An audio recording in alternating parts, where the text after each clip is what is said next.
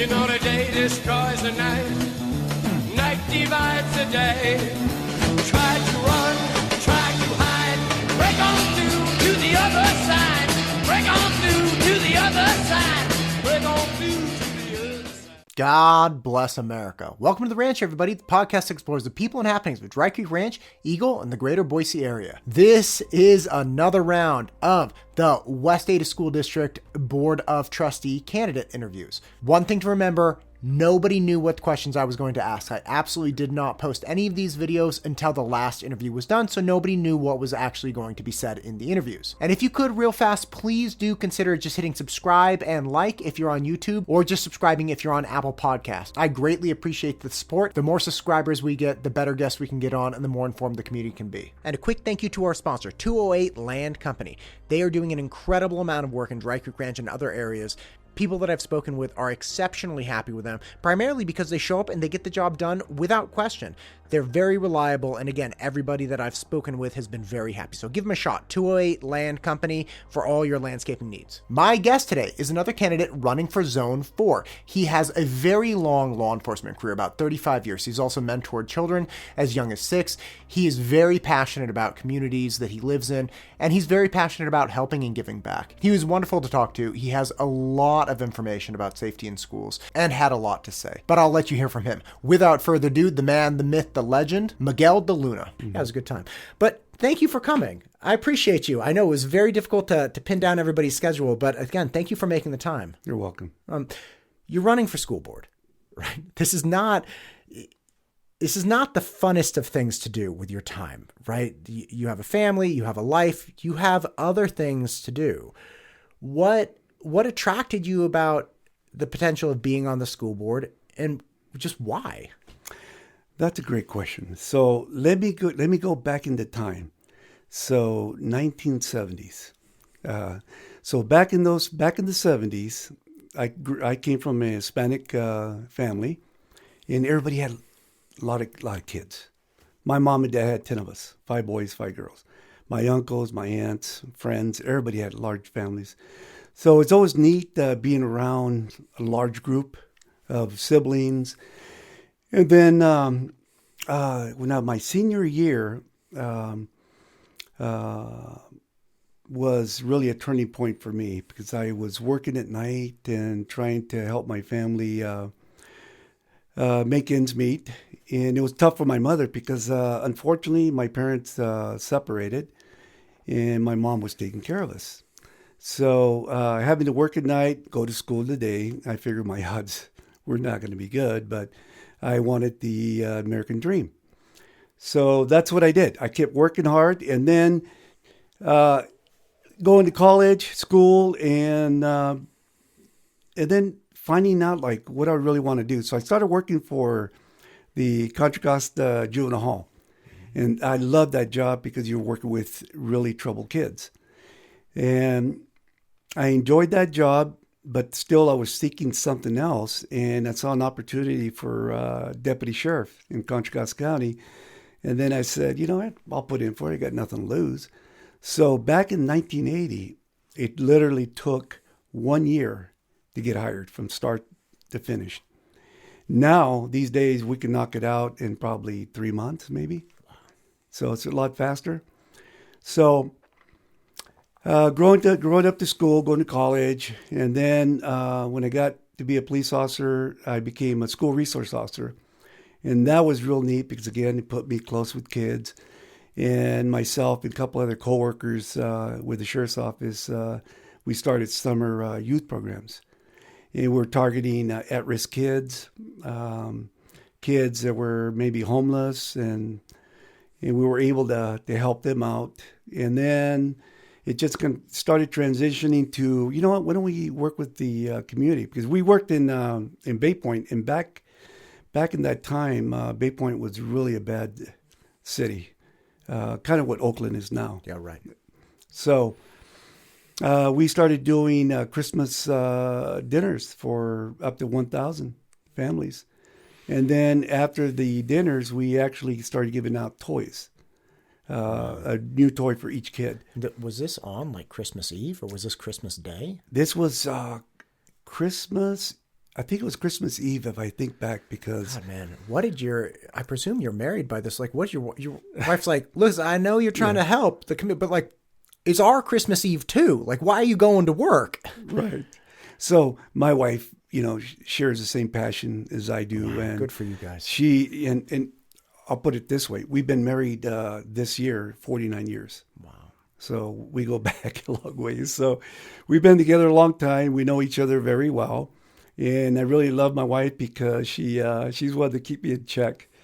So now coming into politics, it's good because we talk a lot, and I'll share with her things that I've seen or do, or events that I went to, and then she'll we'll discuss it, and then she'll give me good information or good feedback on things I should say in the future, or things I shouldn't say.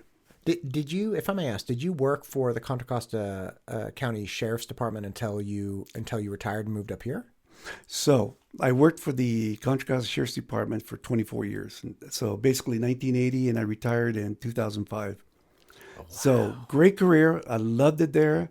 I got to work the entire county, actually, from North Richmond when I was a young buck. You're thinking that you can, you're the top cop and that kind of thing. So, and then being humbled when you go to some hot calls, and then you realize that you're out maneuvered by the bad guys because they got the bigger guns, right? And that kind of thing. So you have obviously a career rooted in public service. Yeah, but you put your time in. Right? You're here now. It's a beautiful day. Why are you sitting in here in a suit, trying to keep going with this? What is that for you? This podcast is brought to you by mtustudios.com. If you're looking to start a podcast or make content for any level of your business, MTU Studios can help. Just reach out to us today and we can start shooting tomorrow. I'll tell you the rest of the story. So in 2005, I retired. So I was sitting at home, and I didn't want to retire, but the Sheriff's Department basically gave us a golden handshake because it was easier for them to pay me to go away and hire a new guy at a lower wage, right? Which happens in a lot of different industries and stuff. So I was at home, bored, and I tried some security work, but it just really wasn't the same. And then in 2009, ran into an old friend. He said, "Hey, why don't you apply with the Oakland School Police?" So it caught my ear because I still had to drive to work hard and work with the community. So that's what I did. I started with the Oakland School Police in 2009. And so this is what's interesting. The first 5 years, I worked patrol. Yeah, I loved it because it was like car chases and... Yeah. Even though I worked for the Oakland Unified School District, we were separate from Oakland Police. The school district had their own police unit, and the reason why is because on a typical school year, we literally answered to probably more than 3,000 calls for service. Within the district? Within the district. Oh. And the majority of the calls were actual crimes, and we're talking about simple vandalisms to the robberies, and then the ugly stuff, the rapes and sexual assaults. So working in Oakland, those 5 years, I handled more rape calls than I did with 24 years that I was with the sheriff's office. It was just crazy. And a sexual assault would take your whole day. You're done for the day. And I mean, you're with the victim, the hospital, and as you go through the process, a lot of people don't realize that you have to take notes on everybody you spoke with. Whether it was the admitting person, the nurse, doctor, psychologist, social worker, and you have to keep notes and all that of who you talk to. And then eventually you'll get handed some evidence, and then you have to take that to the evidence room. So it's pretty intense. That's rough. And then that was 5 years of patrol. So then in between that time, actually, I was also working as a criminal investigator, because I was the most senior guy that in my department. So all the other guys were young guys in their 20s, late 20s, maybe 30s. So the chief of police liked me because I was a senior guy. He specifically put me in a gang-run high school. So I was I was handling a high school that was run by Norteños in Oakland. So it was really interesting because I had to meet with the shot callers, the ones that run the gangs. So I'm talking with 16-year-olds and 17-year-olds and laying the law to them. I say, hey, look, Officer DeLuna, I'm new here. I'm going to lay the law down. No guns, no knife on the campus. If you guys do that, then, we're going to have an issue. And I specifically picked my battles because they were doing other things, okay? Those other things, they mattered, but to me was like, okay, what's most important? Somebody selling a little bit of drugs or the guns that can hurt people, right? The knives that can hurt people. So I picked my fight. In the first year, I recovered, I think, more than 15 handguns. And that's just me in one particular school. There were 6 campuses, 6 high schools in Oakland. So all my other teammates were getting their share of guns. Then the second year, maybe 10. And then the third year, it was down to maybe less than 3. And then at that point, I asked the boss, I said, hey, can you give me a break and put me in a different high school? So that's what they did. So I was glad to get that little break because it was pretty intense, those 3 years. And so then what happened is I developed a relationship with some of these gang members. They respected me as a police officer, and I understood them. And we had good talk sometimes. And it wasn't always about police, drugs, and that kind of thing. It would sometimes be about their family and stuff. And I've had a lot of experience talking with people and talking my way out of fights, believe it or not. And people have asked me, hey Miguel, have you ever shot anybody on duty? I said, God, what a terrible question to ask somebody. I know, isn't it? And I would tell them, no, because I could have if I wanted to. But if I could talk my way out of it, I'd rather do that, right? There's no need on trying to be the macho cop and get into something that's not right, that you could prevent, in other words, if you wanted to. Right. So I prevented myself from getting a lot of incidents, and it's just a matter of talking with people. So after the 5 years, the chief of police then asked me if I wanted to work as a driver, bodyguard for the superintendent of Oakland schools. And that's where the suits come in. Oh. So I said, yeah, I'd do it because they needed a bodyguard for the superintendent. Yes, and it goes back to the fact that Marcus Foster, back when in the 70s, when the Senegalese Liberation Army, they're a terrorist group that kidnapped, I think, the newspaper Harris. Anyway, it goes back to those days, and what happened was they targeted Marcus Foster, who was the superintendent of schools in Oakland, and they shot him and killed him. So the chief didn't want an incident to happen under his watch, and that's why he asked me to see if I could take this job. I did it because I knew I can handle it, for one thing. He trusted me because I'm a senior cop. You give this type of responsibility a lot of times to a younger cop, they tend to get themselves in trouble because they aren't focused on what the duty is. My duty was to make sure that the superintendent was secure and got them to where they needed to be. And I supported 3 different superintendents. God, what an insane state of existence. Like, here we are in this beautiful spot in Idaho. Right. And there are other places in the country where the superintendent literally, I wonder what those campaign interviews would be like. I don't want to know. Like, how insane. This is one of the things that I tell people. You don't recognize how weird things are, or at least I didn't. I didn't recognize how weird things were until I left. Mm-hmm. And then when I left, I'm like, oh, you guys don't do that here? Like, oh, that's great. Right. Like what a great place to live that we don't have to, I mean, I went to Berkeley. I grew up in Concord, not a great area. Went to Ignacio Valley High School of all spots. And then I made it like clawing and scratching to Berkeley. And again, I don't care for the city at all, but I did go where I could get the best education, where I thought the degree would mean the most and I could learn the most. That was Berkeley.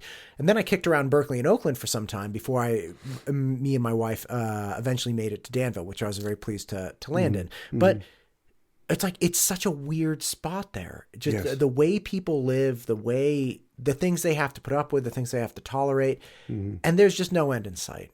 Right. At least from what I can see. In fact, it's getting worse from what I can see. But again, that's a different story. So you take care of 3 superintendents, make sure they're secure, 0 incidents, I presume? 1 incident with the 3rd superintendent. So the way we set it up was I had a code word. I asked the superintendent, give me a code word that if something happens, if I say this word, you're going to know that you have to get up, follow me, don't ask any questions, and we're going to get out of here, out of the situation. So that's what we did with each superintendent. And it worked out perfect because, and the other thing too that's interesting for me is building relationships with the superintendent. I wanted to be friendly, but I didn't want to be their friend. And the reason why is because taking on this job, there was a possibility that I could take a bullet for them. That was my job, that I would do it if I had to. So knowing that, you know what, they sat in the back, I gave them their space. And what was really neat too is it was their opportunity to be on the phone, to call, whether it was their family. Sure, getting work done. Yeah, exactly. Get work done and be on their computer and that kind of thing. And it worked out really great with each one.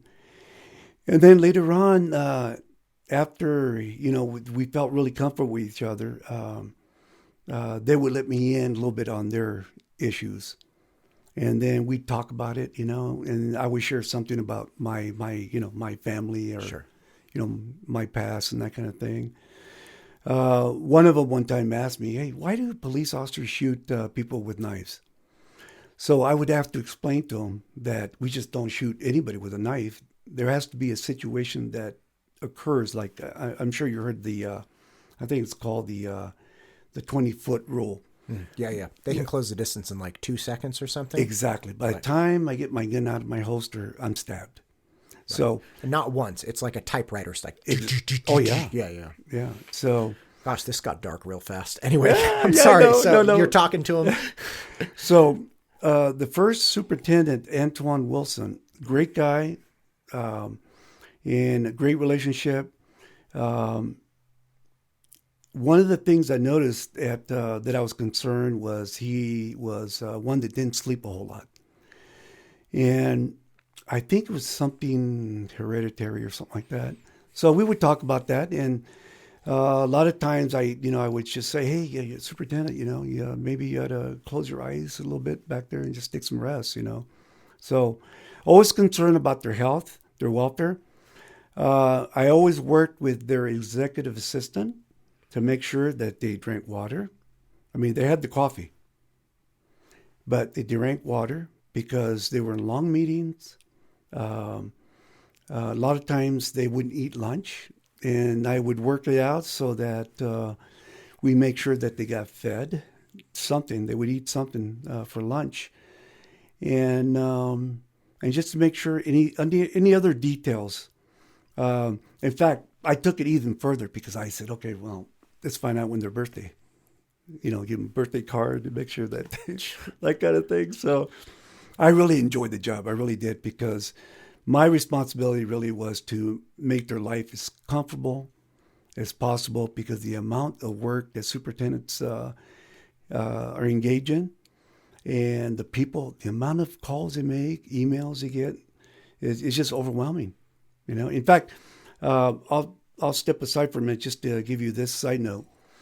I recently met with the superintendent of schools here in West Ada County, Superintendent Budd. And we had a great talk for an hour and a half. And I told him, I said, look, my job as a trustee is to help you succeed. And I truly believe that's part of my responsibility as a trustee. But I also told him, I said, look, my other job is to tell you the good, bad, and ugly. If there's something that you're proposing that I think is wrong or maybe the timing is not right, I go, I'm going to let you know. So that goes back to the same thing I told the other superintendents. I go, same thing. You have a large staff of people to work with. And you're never going to know what's going on throughout the whole district. You're trusting that your leadership, your inner circle, will be honest with you. So whoever they are, make sure you pick the people that you can trust. You got to have that. You got to have that trust. So, and that's the relationship I built with each one of them. So when Mr. Wilson left, Superintendent Wilson, then the second in line was Superintendent Dillon, who now has changed her name to Serrano, I believe. So Devin Serrano. And again, great working relationship with her. She lasted 6 months. And because the community in Oakland are brutal. If you can imagine going to a school board meeting and I'm telling you, talk about loud, boisterous, threatening comments. I know where you live. I know where your kids go to school, that kind of thing. It's crazy. I go, who does that? Right? So after 6 months, she left. So then they had to pick a third superintendent. It went through a process. They found a great lady, Superintendent Kyla Johnson Trammell. Loved this superintendent. We had a great working relationship. She was born in Oakland, went to Oakland schools, went to college, came back as a teacher, principal, and she earned and worked her way up. She rose up. Yeah, That's wild. And what I liked about her was she was street smart, unlike the other two, because that job, you got to have a little bit of, I don't want to say backbone, but something like, you got to have a little bit of mustard to hold your own when somebody gets in your face and says stuff to you. And so I loved the superintendent, Kyla Johnson Trammell, great lady. We had a great working relationship. And so then what happened was, the reason I'm in Idaho now is the George Floyd incident happened, and then an outcry for defund the police. So they've been talking about defunding the police actually since 2009 when I started. But after George Floyd, it was like excelled to the point where it was no return. And then we were done. Next thing you know, 7 board members all voted unanimously to defund the police. And we're thinking, you guys got to be crazy. Think of all the violence in our campuses. Not only high school, you're talking about middle schools and some elementary schools where the parents go ballistic because maybe the teacher didn't say something nice to the kid, that kind of thing. So, or maybe they didn't get their lunch, their free lunch on time or something like that, and people just go crazy. So, a lot of calls we've had to go to like that, that like domestic violence or domestic type issues. But anyway, it was a point of no return. So they defunded us. Next thing you know, even though they're in violation of our contract. And at that point, I told my wife, we've been already talking and considering where to move. Where it was Texas, where I have a ton of family in Texas. I was born in Texas. But I grew up in California, Florida, and my wife had a cousin that lived here. So we considered, so we drove out here and spent a good quality, I think about a week or so. And we loved the state. And so, I loved the area where we moved to. So, so then when they defunded us, we knew at that point, okay, you know what? I think it's time to leave California because the politics are getting really nutty. The schools are going down the tank. I got to see a firsthand account what happened in Oakland schools. I don't know if people know this, but in Oakland, they have more than 40 charter schools. More than 40. More, I think, in the whole United States. Yeah, I did a project on charter schools, actually, and I took advanced argumentative writing when I was in college, and the final project, which was like a 15-page, big old paper, was about charter schools. And yeah, Oakland has a dump truck. A lot. Yeah. And so then, why does that happen? Similar to what's happening here in West Ada. Talking to parents, talking to mothers that are mama bears that are raising their kids and homeschooling them, talking to other parents that have their kids in charter schools. So these kids could be in a public school, but they're not. And the question is why? Because they don't trust the public schools right now because of all the secularization of kids, which is very, very disturbing, especially for me working as a special victims unit investigator. The call of pornographic books in the libraries, and also the fact that you have transgenders reading to kids. That's why people are outraged here in Idaho. And that's one of the reasons I decided to run, is because, you know what, I can make an impact because I have experience working as an investigator, working with families, working with schools, working with superintendents, and working with community. So anyway, that's what brought me to Idaho. That's a lot. First off, thank you for explaining all of that then. Mm-hmm.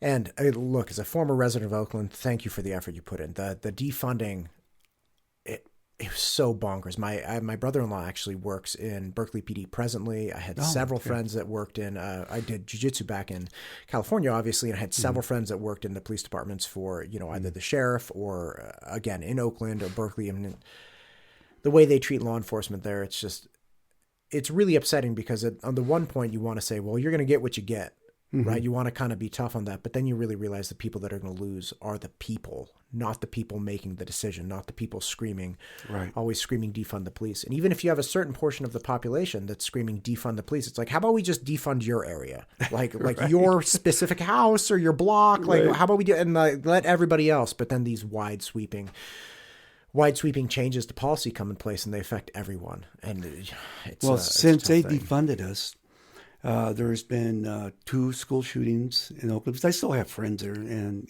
that work for the district that I stay in contact with, and other friends that are police officers in Oakland PD and surrounding areas. Right. And, they've told me about the shootings. One particular campus, a kid, I think he was 13 years old, walked into a campus and shot another kid. There's been stabbings around campuses because if you can't get a hold of a gun, you're going to get a hold of a knife, right? They're real easy to get.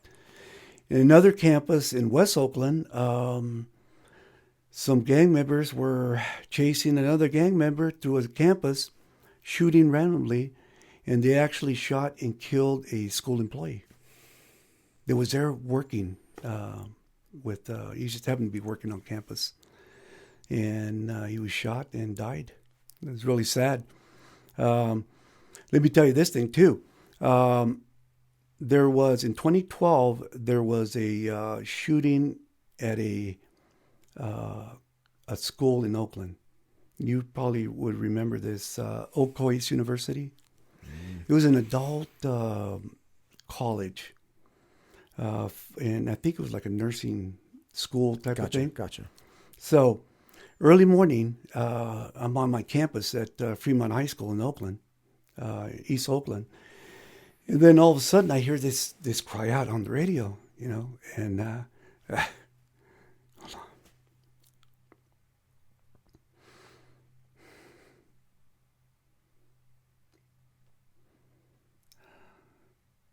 Wait a minute.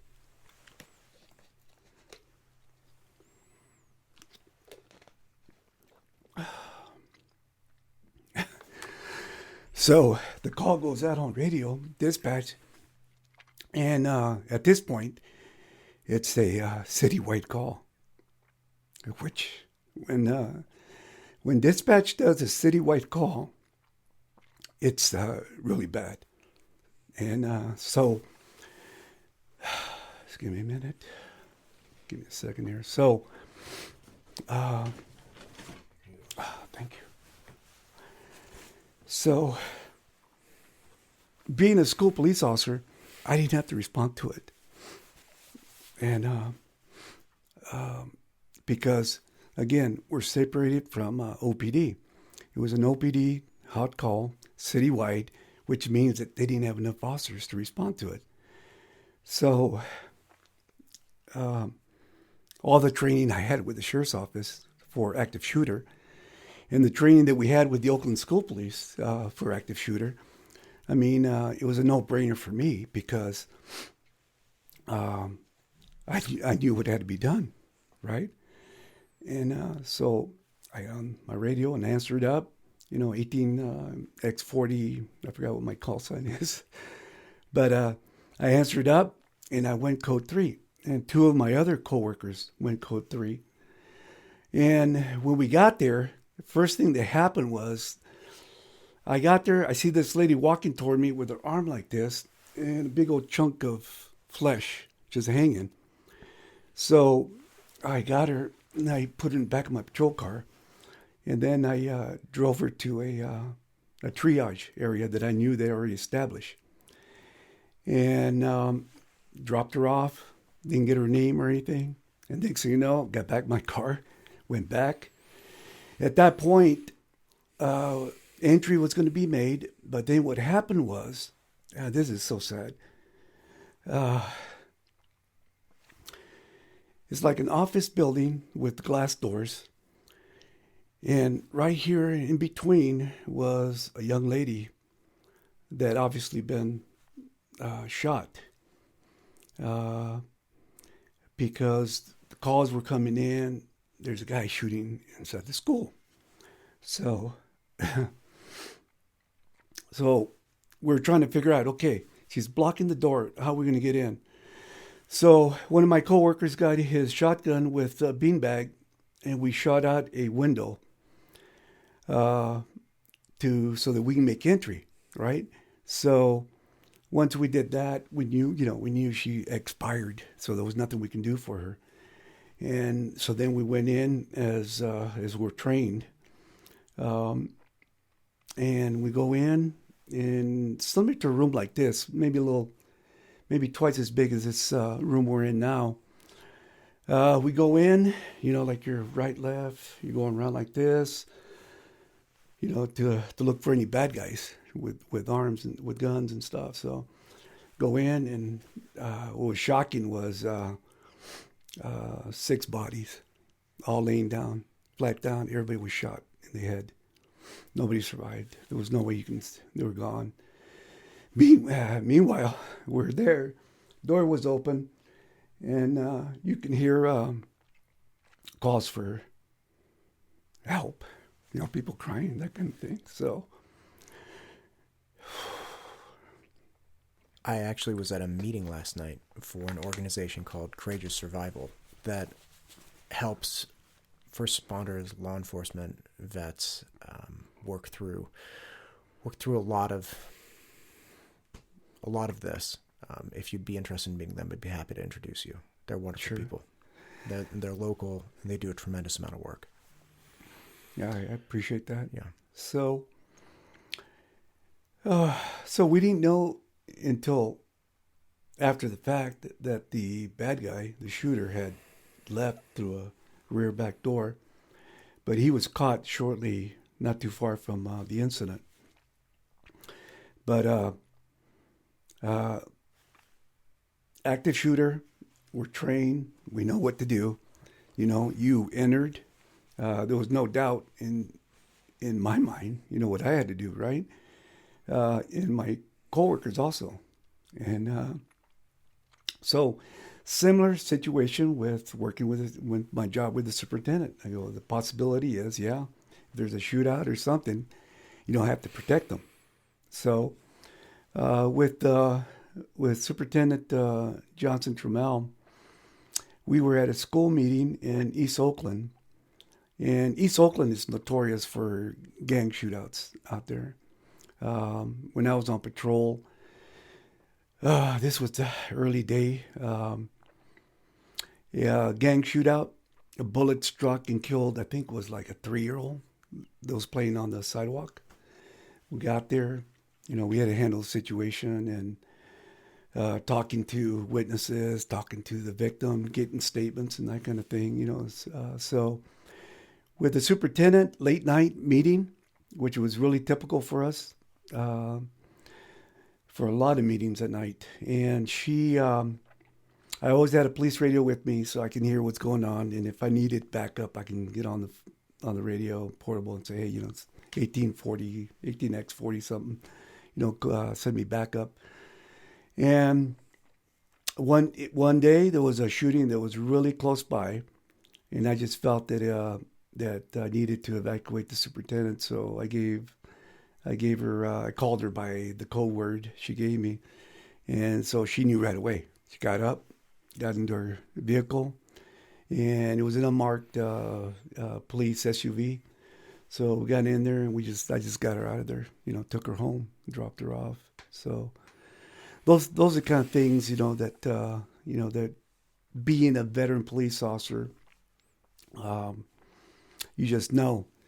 So when I decided to run for this position, part of the job is this. Part of the reason was also that you probably well know that the last 3-4 shootings that happened throughout the U.S. were from very disturbed people.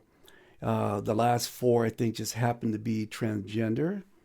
And these folks targeted school campuses. Okay?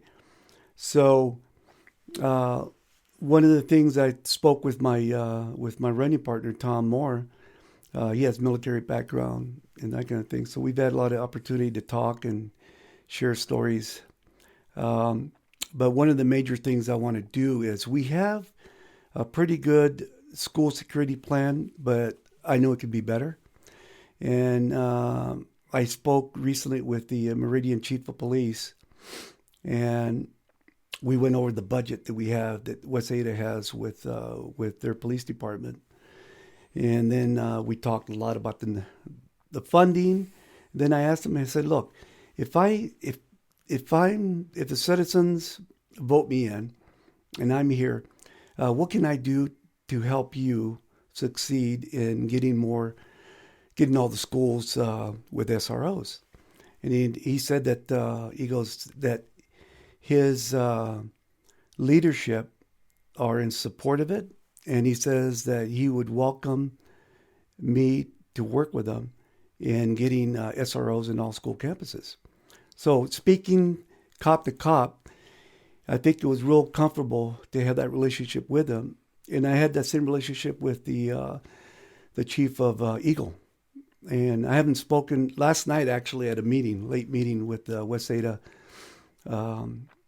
Central Committee, GOP meeting. I briefly spoke with the sheriff, and I told him that what my plans were, and he said that he'd love to talk to me more about that. But that's one of the priorities that I have that I really would like to accomplish. Of course, there's other things like the education achievement scores. My opponent has painted a picture at 2 meetings now where it's all hunky-dory and, the scores are great. But if they're so great, then why do we have so many people that are homeschooling their kids? Why do we have so many families that have their kids in charter schools and even private schools? A question for you. Do you think that the academic capacity of a school district is the reason why people are homeschooling?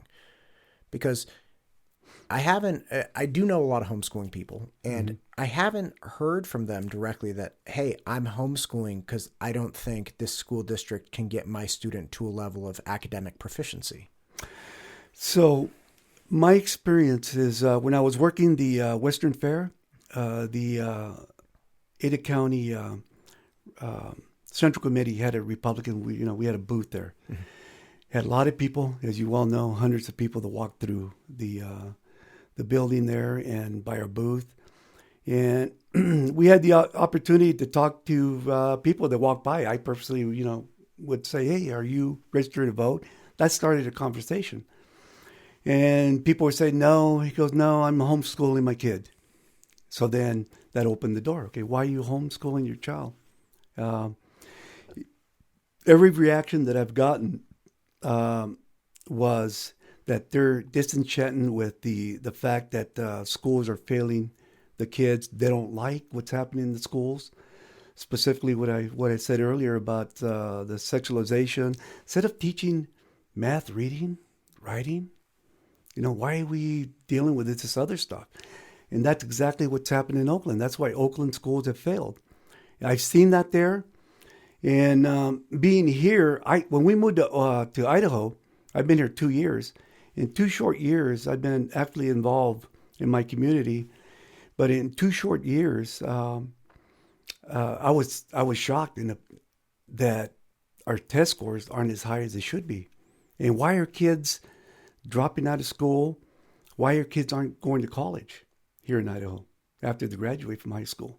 And why do we have so many kids that are failing high school, dropping out?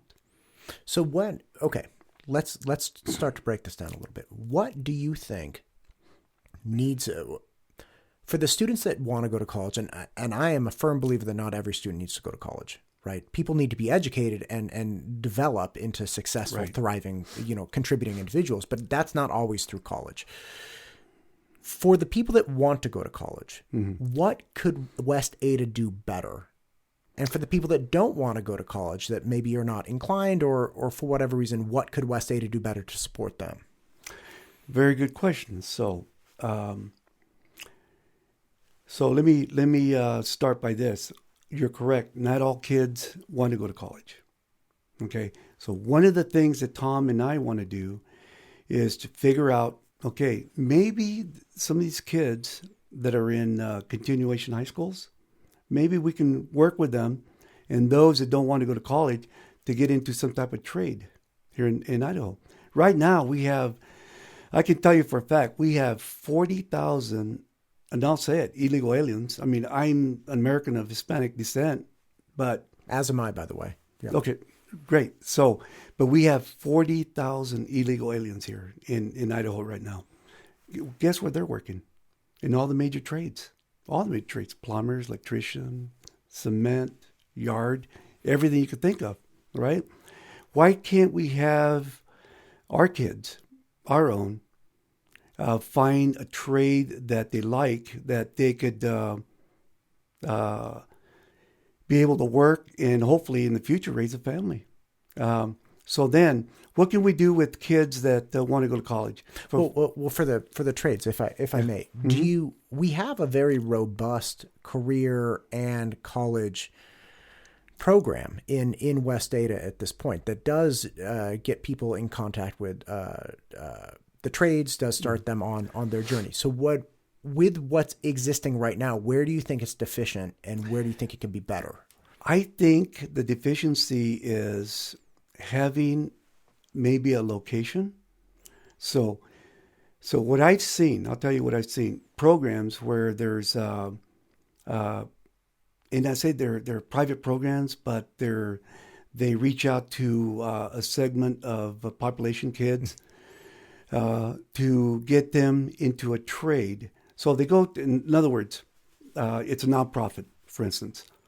You go to this building, it could be a large warehouse, where they're taught all the different trades, and then they pick the one they want. I think we need to have something like this, and I think it can be done here in Idaho if it's not being done now. At least I haven't seen or heard, but that's something that I was thinking also because I've spoken to several builders, and I think it's just a matter of motivating the right person, and you got to have a right person with the right personality to work with kids, right? Sure. And not every welder wants to work with a 15-year-old. Exactly. Right. So, but anyway, that's what I'm thinking. Gotcha. So, okay. And then, I'm sorry, I interrupted you. My apologies. So for the kids that want to go to college, you were saying?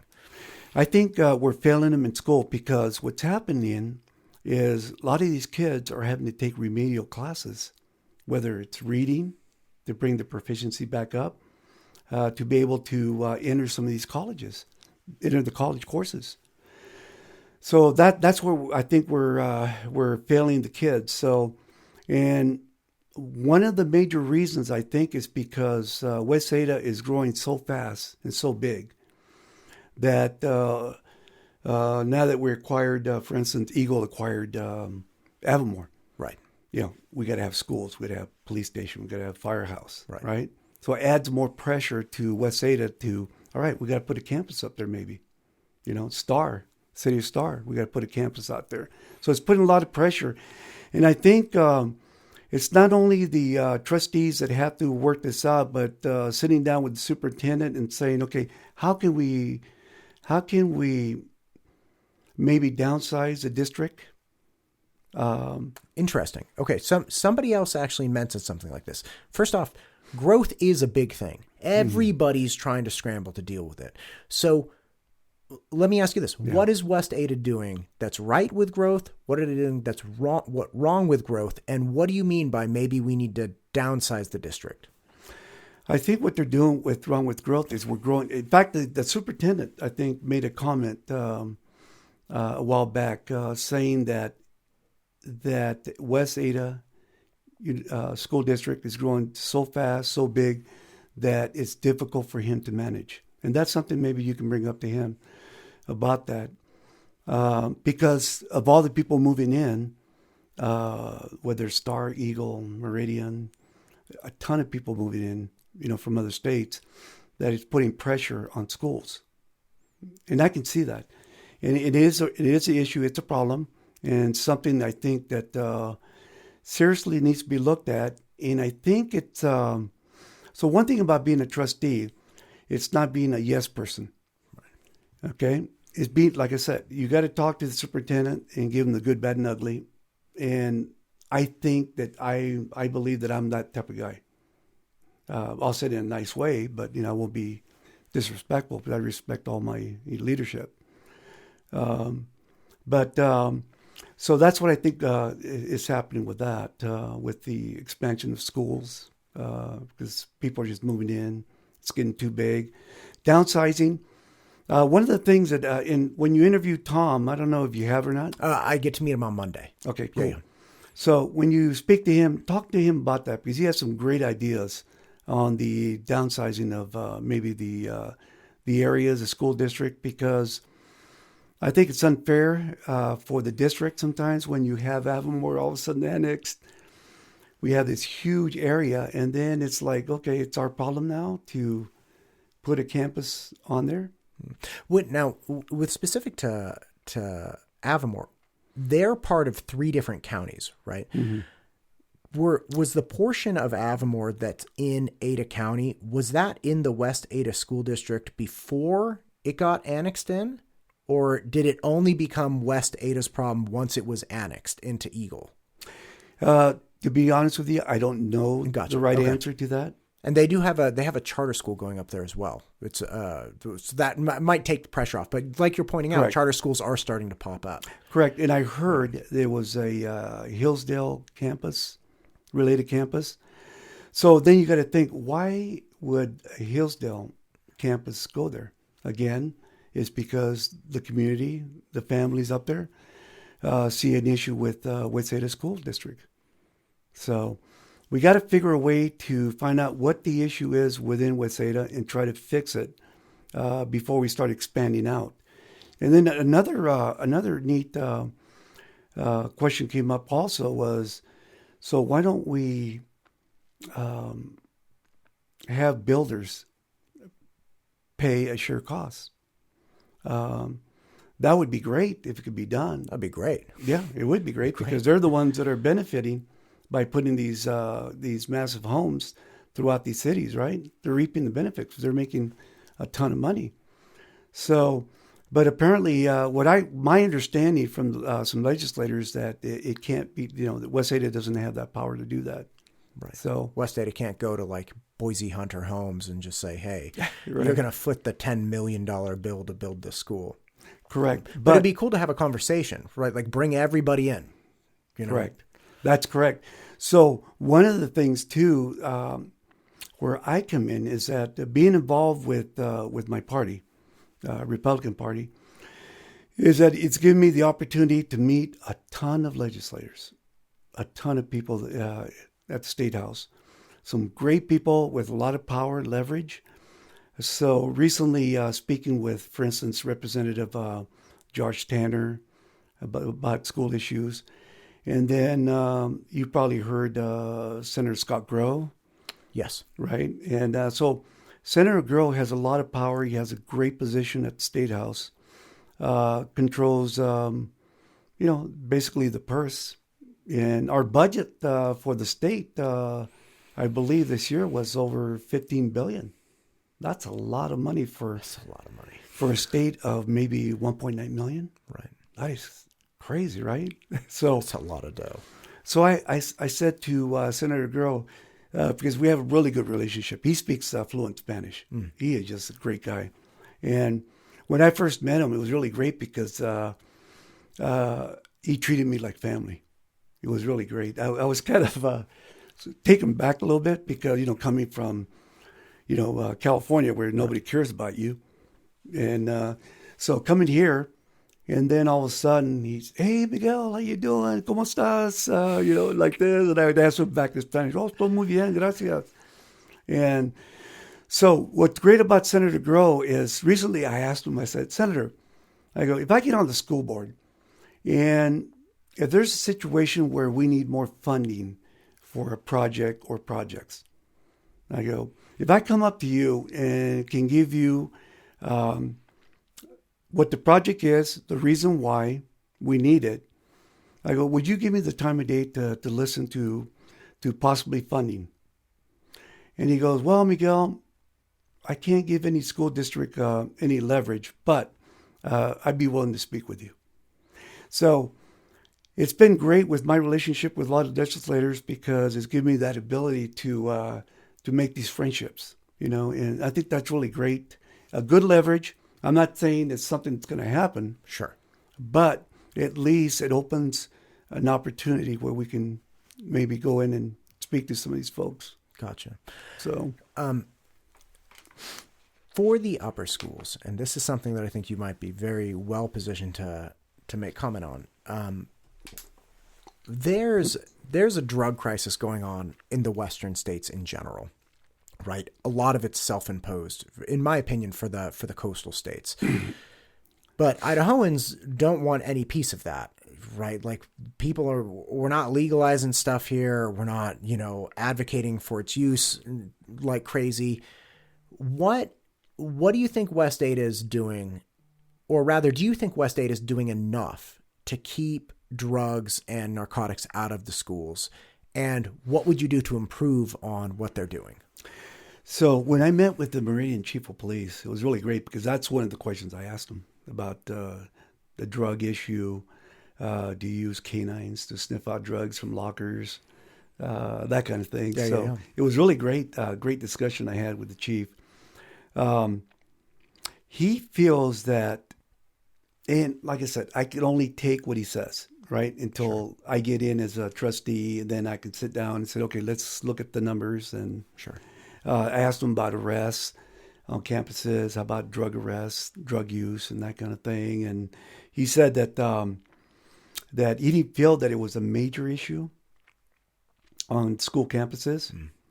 And I'll believe him because, he knows. Yeah. He knows, and I got to trust him because he's a fellow, law enforcement officer.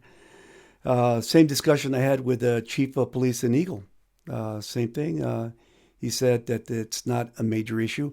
I think the fentanyl issue right now, it is hitting Idaho big time.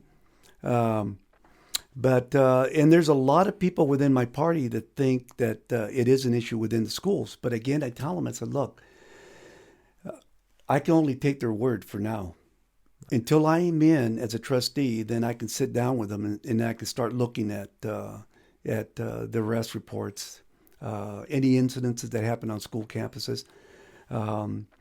So then it leads me to another, there's another side note to that, is that I said about canine use on campuses. Some campuses don't allow it. some do. Officers being able to walk freely through the campus. And then using, like similar to what I did with my prior law enforcement career in Oakland, building relationships with kids. Because the kids are the ones who are going to tell you who is selling drugs, who has a weapon, a gun or a knife on campus. And that's actually what happened my second year in my high school, is that kids were telling the principal or a teacher. It was getting, and next thing you know, I go in and we handle it low-key as possible. The kid would be called to the principal's office.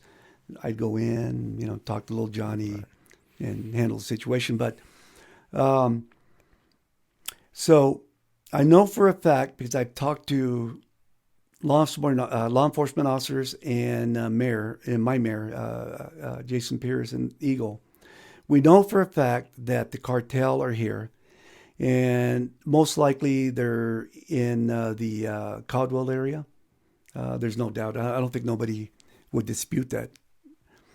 So anytime you have the cartel, you're going to have drugs and you're going to have human trafficking. That's one of the things I'm really concerned about too, is the human trafficking, because I've seen that happen in other schools where a lot of the young ladies would be prostituted, and got to the point where even some of the young girls had their Johns on their phones. So they would call them during lunch, go off, and they come back to school type of thing. God. Pretty sad, really sad. So I'm really concerned about that, because even though we live in a safe community here in Eagle, and even in Meridian, but the potential of, now that a lot of these kids have access to the internet, like you were saying earlier, right? Recently, I went to a presentation by an organization, I think it's called COBB, COBBS or something like that. They work with schools, churches, any organization that wants them to come in and speak about human trafficking, and how a lot of the kids that are on all these different apps, how there's sick people on the other end that are viewing it, and then they're just playing along like they're little 13-year-olds. Oh, it's terrible. It really is. It's terrible. So I spoke to one of the representatives there, and I said, look, if I get in, or when I get in as trustee, I'm going to call you in, and we're going to see if we can make this happen. Have your team come in, and we'll find a way to give you access to all the school campuses. Because right now they're not allowed to come on West Ada school campuses, which I think is a tragedy. It really is. Man, there's a lot. I actually I did an interview with Representative Ted Hill just yesterday, talking exactly about trafficking and fentanyl in the areas, and there aren't currently enough resources to create the necessary task force to keep putting a dent in it. It's like we're keeping it at bay. But again, a conversation for another day. With regard to the broader education system, and you've alluded to this, the national debate over what to allow in schools as far as behaviors, what to allow in schools as far as books, and things of that nature. And again, you kind of touched on this, but I wanted to give you space to really elaborate. Mm-hmm. So is it the school's responsibility to engage in gender identity discussions or counsel people without parents' consent on gender, any of these topics? Essentially, I think you can get where I'm going. So, what is the school's role in this with regard to student identity, sexual and otherwise, and what is the parents' role? Well, I think our role is to protect the children in school. So let me backtrack a little bit. So Julie Yamamoto, when she was chair of the education committee, she wouldn't even let a citizen read one of the books that's in our libraries that's considered pornographic. She forbid that person from reading from that book in her committee because she said there was an underage page working there. So think about that. if she's not allowing that kind of book to be read in her committee, then, but she's okay with that book being allowed in schools, in our schools, libraries. And the thing is and that's happened in other committees also. It just makes no sense at all. So I think our role is to protect all children. And the other thing too is we had I went to the state capitol at the Lincoln Room to hear this beautiful young lady. I think it was Chloe Cole. She was, I believe, 16 years old, that she went to a counselor and because she was having issues with her identity. Sure. Right? And those issues actually started, she admitted it was from the phone apps, being on certain apps and just watching, listening to what people were saying. So it just got her thinking, and she's a young lady, she has no idea what's going on. And then she went to a counselor, and the counselor told her parents, look, if your daughter doesn't get transitional, she's going to commit suicide. They lied to her parents. It wasn't true. She said in her presentation, I wasn't going to kill myself. And then after going a transition, and I'll say this, I mean, it kind of sounds really gory and ugly, but, she had her breast removed. Mastectomy, yeah. Yeah. And she said that to this day, she's having severe pain, issues with the medications they had her on. So they humanize that a little bit too. Take the edge off by calling it top surgery. Yeah. I just got top. Exactly. It's like you're topping a tree. So to answer your question on the other two issues would be books. Look, books are harmful for kids. The books that are in dispute are graphic books. If these people are so for these books, then I can't imagine that they're sitting in their daughter or son's room late at night. Oh, Johnny, this and that. I go, you got to be nuts. Yeah, or if you are, that's fine. You get to do whatever you want at your house. And with regard to books, if there's somebody that takes issue, I try to be very neutral when talking to people and give people space to express things. But if somebody out there listening really takes issue with me coming down a little hard on books, I would be happy to host that person. Mm-hmm. And we will absolutely show images from these books on air. Exactly. And if I'm telling you right now, the YouTube videos will get yanked, but I'll put them up wherever you want so people can see and we can have a conversation about that. Right. I do not think book banning is even what we're talking about. No. Common sense age restriction Correct. is an absolute must in any media. Mm-hmm. We have rated R movies that if a 12-year-old goes, I was talking to Jeremy right before you came, got on this topic and he was very pro common sense book restriction. And we were joking about the movie Total Recall, right? I mean, this is classic Arnold Schwarzenegger. There's nudity, there's death, there's all of this stuff. If you had a bunch of 12-year-olds try to go see Total Recall in a movie theater, the ticket seller would laugh and be like, you're not coming in here for this. Correct. Well, why is it that we have that doesn't mean Total Recall is a banned movie. It means we have common sense age restriction. And by the way, if your parents want to get Total Recall and show it to you at home, they can do that too. Just like if there's a book that parents really feel their child needs to read that is perhaps on the edge or a portion of people feel is obscene, they can go ahead and get it off the Amazon and just show it to you at home. So I'm sorry to interrupt you. I get passionate about that. No, but you made a lot of good points. So what's really crazy is that there was some legislation regarding the books. It went through the system. Right. Finally, it got to the governor's office, and he vetoed it. And it was shocking that a governor of our great state would veto a bill that would ban those type of books from our libraries and schools. I mean, I like Governor Little. You know, I've seen him. I'm taking pictures with him. I think he's a good guy. I can't imagine that he'd be reading these books to his kids.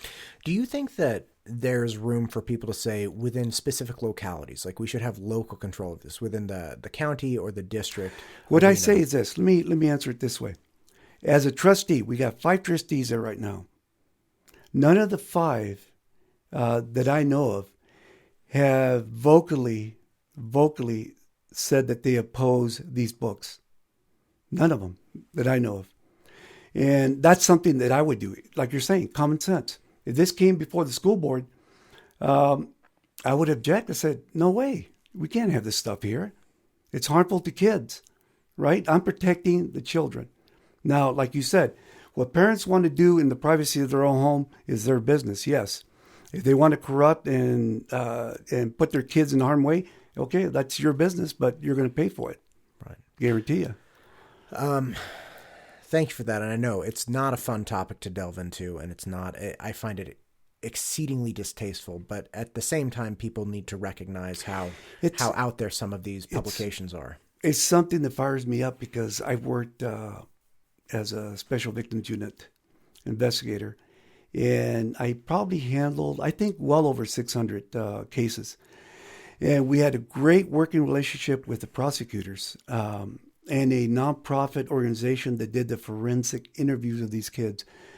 I can tell you, being in a room, watching a forensic interview, speaking to the kid and getting the child to give up information, tell their story. Right.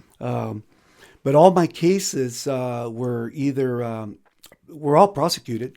And as you all know, in all states, people just plead out because, they don't want to go to prison for 100 years. Right. Oh, I'll go for 20, but I won't go for 100 type of thing. But we got convictions. And so that's why I think I'm really passionate about how I feel about the books, the sexualization of kids, the transgenders reading to kids in libraries and schools. I mean, as a trustee, it's common sense. I'm going to fight for the kids, and that's what I plan to do. One last thing, because we've talked about a lot, and I really appreciate it. Specific to your zone, there was a huge train wreck of an issue at Seven Oaks Elementary with the playground. Right. And there's a lot to unpack there. But what do you think about this? Obviously, I'm not asking you if you think the playgrounds being gone is good or bad. I think we can all acknowledge that's bad. But correct. What do you think West Ada did well in this situation, and what do you think they could have done better? I'll tell you straight up. I had a conversation with the superintendent, and we talked about that during my hour and a half with him. But one of the things I told him, I said, look, you should have taken responsibility. If you watch that video, you can see him making excuses about, it wasn't on my watch. These emails, were generated. This is what we found. It wasn't on my watch. He should have just stand there and I told him, you should have just taken the hit. Okay, I'm sorry. It happened, and apologize for it.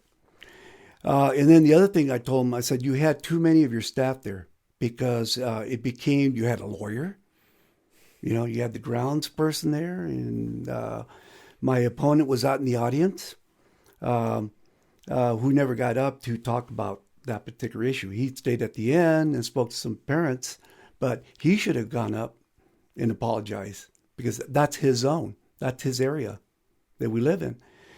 And he should have done that. So great discussion now with the superintendent. I think he understood, but the issue also was having trustees that can clearly, specifically with my police background, about the civil issue, criminal issues, that kind of thing. So I've told him civilly, you know what, let's try to work this out with the with the group that was suing the district. And I think the district got shaken up by them. And I think the district made a major mistake by tearing down all the playgrounds. And then on top of that, I don't know if you heard this or not, but at the end, the district was saying that, well, since we didn't get that levy, which we should talk about, since we didn't get that $500 million school bond levy, we don't have the money now. What is that all about? So all this was planned on the levy, but they failed to give that information out to the voters, and or give that information out even to the school staff and teachers, PTA folks that were there. They were all in shock. So, and I do want to touch on the levy, but a couple quick follow-up questions. So the school district was, it's my understanding, ordered by the Office of Civil Rights to make the playgrounds compliant. Correct. Right? They didn't have the funds to reproduce 3 playgrounds, and they certainly didn't have the funds to, or even the process ability, because they have to get all the plans approved. Correct. All these things. So when you say that they shouldn't have torn down the playgrounds, what were the alternatives once the order from the Office of Civil Rights came through? So what you may not know, it was one specific playground. It's my understanding, actually, that in the lawsuit, all 3 were named. Well, I haven't read the lawsuit. I haven't been privy to that. The complaint to the, right. OCR. Gotcha. Correct. So I haven't read that. I don't have access to it. I'd be glad to read it. But my understanding, speaking to the parents and listening to the parents that were there, they said it was just that one playground that was in dispute. And then the question was asked to the superintendent and the staff, even to my opponent from other folks. They asked him and said, well, if this is true for this playground, then what is the information about all the playgrounds in the West Ada School District? I do remember them asking that. I was at the meeting as well. Were you? And, okay. Yeah, and it sounded like that they had enlisted the services of a consulting firm or an assessment firm to figure out where the other playgrounds were, but they didn't have. I know people were really pressing them, saying, like, are all of the other playgrounds in the district compliant? Right. And they're like, we're working on figuring this out. And they wanted that meeting got so hot. It was like, oh gosh. And see, that's where the issue is being transparent with the family, being truthful. It's not going to hurt to be truthful, even though it may hurt, right? And that's what I told the superintendent, take the responsibility, take the hit, all right? It's going to hurt. It's going to sting. But, it's the right thing to do, and apologize. And then, you know what? We're going to move forward, and we're going to see what we can do to get this accomplished. I think that's what people were asking there at that meeting. Asking for ownership. Ownership, yes. Correct. Yeah. Okay, so the levy, and thank you for bringing it up. I had actually written it down, and then you said we got to talk about it. So fantastic, great minds. $500 million is a lot of money. I'm throwing it out there as just a dude who's just like, gosh, that's a lot of money.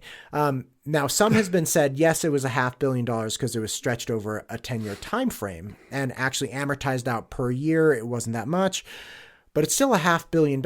And then, of course, there is risk that the group of people that request the $500 million now will not be the same group of people in 4 years or in 8 years. And so there are a lot of iterations going down, and the voters are locked in. What are your thoughts about the need for funding, if you feel there is a need?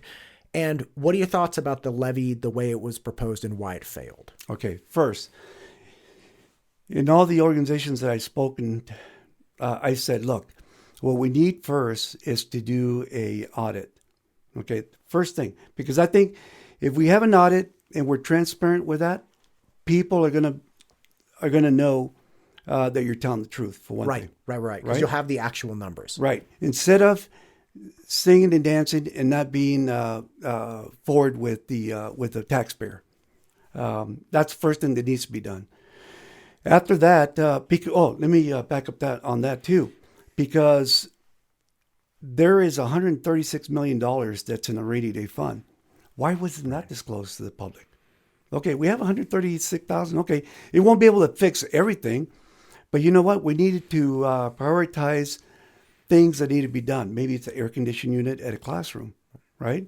As opposed to maybe the playground. Okay, what's more important here? That would benefit the child more, right? So that's the way I would be looking at the situation. Now, so it's interesting because I did speak with the superintendent and I spoke to my opponent about this issue, right? Both of them are adamant. Both of them are adamant it was the right thing to do. And both said, oh, it's just the messaging. Really? Just the messaging? Meanwhile, you got families here, mama bears, you got single women, grandmas are taking care of kids. They're struggling to make ends meet. And then all of a sudden, you're going to pound this $500 million tax levy on them. People were outraged. It wasn't just the messaging. Give me a break. We're going to inflation period right now. And the thing is, my understanding is that my opponent is the one that actually devised this and talked the other 5 board members into supporting it. Now, if I may, you have 2 opponents, right? You have Mari Gates and then David Benetti. Correct. Okay, so we have 2. You're talking about with the person in the board seat currently. That's who you're talking about. The incumbent, okay, correct. Great. Yeah, correct. I'm not worried about the Democrat because it's a no issue. Thank you. Gotcha. So anyway, they're adamant that the numbers are correct. And so the citizenry heard about this, the taxpayers, and were outraged. And that's why it got soundly defeated. Now, the other thing, too, that people were talking about was, this is a trial run. They wanted to see how far they can take it up because there will be a next time. So if these incumbents come back into office, they know we can't go there, but maybe we can go here, right? So that's what people are thinking now. So, and what strikes me really bothers me a lot is that the 5 trustees to be able to sit down all together and to agree to some draconian, crazy levy, without thinking it through. Like, okay, how about Mama Bear with her kids that are trying to feed the kids, pay the bills, and you all know that this in Idaho, especially in Ada County, things are expensive. There's a cost for feeding your family, putting gas in your car, paying insurance, paying the mortgage, the rent. So so before you started with look, we need an audit. We need to really account and justify for every dollar. So right. What I'm taking from that, and again, I'm not trying to put words in your mouth. What I'm taking from that is, look, before we commit to saying we need more funding, we need less funding, we need to figure out in the school district where the dollars are going and if our present levels of funding are sufficient to accommodate the needs. And we should look into using things like, accrued, rainy day funds to address some of these things. If, when air conditioner or appliance goes out, that's what the rainy day fund's for. Use that there before you go to the taxpayer and the voters asking for more money. Is that what am I getting that correct? Yes, you are. Okay. So I'm not against bonds or levies. Okay. I want to make that clear. But like I said, I've been saying all along, let's get that audit done first. Let's be transparent. I'll go to Zone 4 and have town hall meetings and tell the taxpayers where we're at with the audit. This is how much money we have to play with. Okay, so with this money here, and these are the things that we need to fix or get done. Okay, how are we going to do that? All right, I think the citizens, taxpayers that I've spoken to support levies. But not these crazy $500 million.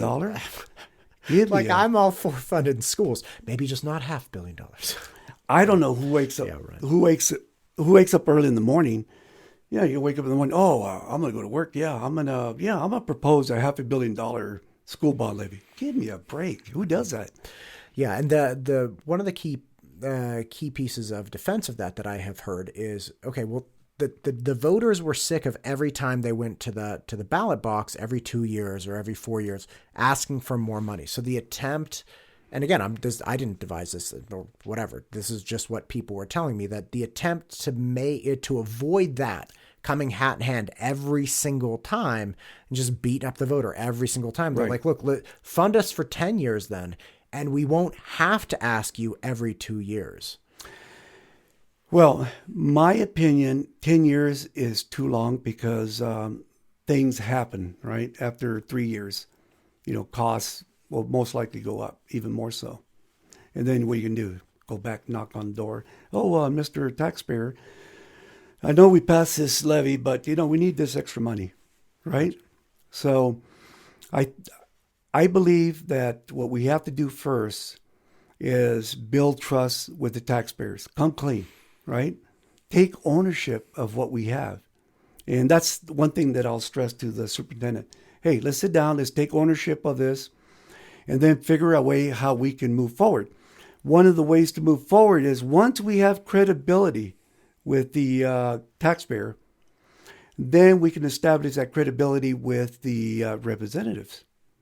And then going before them and say, hey, look, this is a situation.